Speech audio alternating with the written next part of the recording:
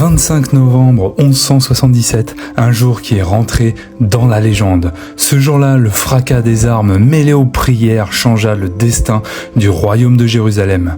Face à Saladin, maître des armées musulmanes, un roi adolescent rongé par la lèpre défia l'impossible à Montgisard. À la fin du XIIe siècle, le monde musulman est une mosaïque d'empires et de dynasties rivales. Saladin, né à Tikrit, en actuel Irak, en 1137, dans une famille kurde, incarne l'ambition et l'unité. À 31 ans, il devient vizir des Fatimides en Égypte et étend son influence en Syrie. Son rêve, unifier les terres d'islam pour repousser définitivement les croisés. En 1177, il lance une campagne pour frapper le royaume de Jérusalem en plein cœur. Le sultan traverse le désert du Sinaï avec une armée de 30 000 hommes espérant surprendre Baudouin IV.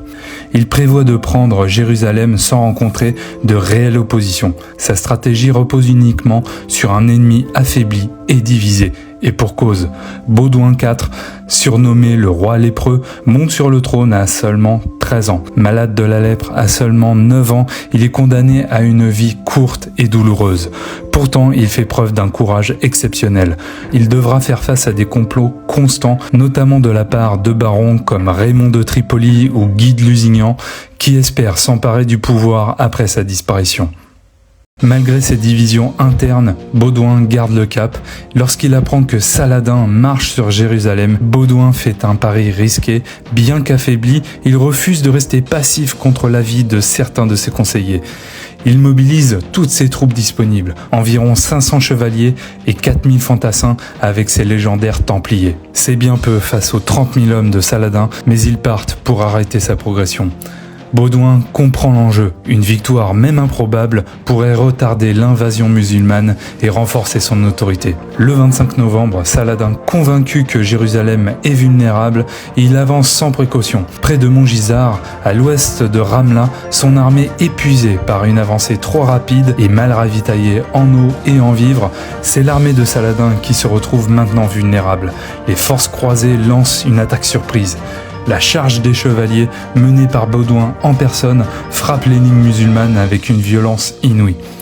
Malgré leur infériorité numérique, 4500 contre 30 000, l'armée de Saladin, désorganisée, subit de lourdes pertes. Le sultan lui-même est forcé de fuir, abandonnant son camp et des milliers de soldats. L'issue est un choc pour lui. Le conquérant invincible est vaincu par un roi malade et adolescent. La victoire de Montgisard renforce temporairement le moral des croisés.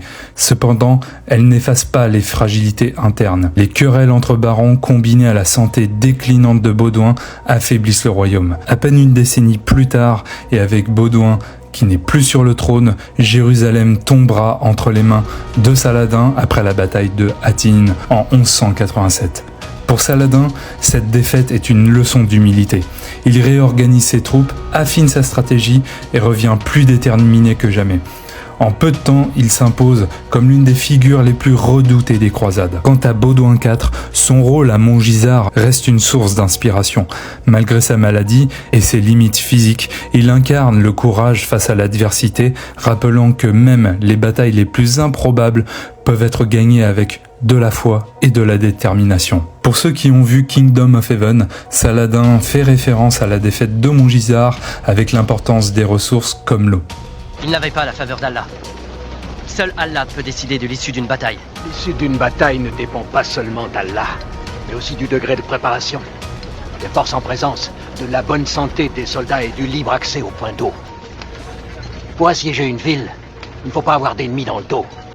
On peut également voir la bataille de Hattin, où dans le film, Guy de Lusignan et Renaud de Châtillon trouvent la mort. Quant à la vraie croix, elle a été réellement déployée à Montgisard, galvanisant les troupes chrétiennes, et on peut la voir également au début du film. Elle sert à annoncer l'arrivée de Baudouin et d'asseoir sa légitimité face à Saladin.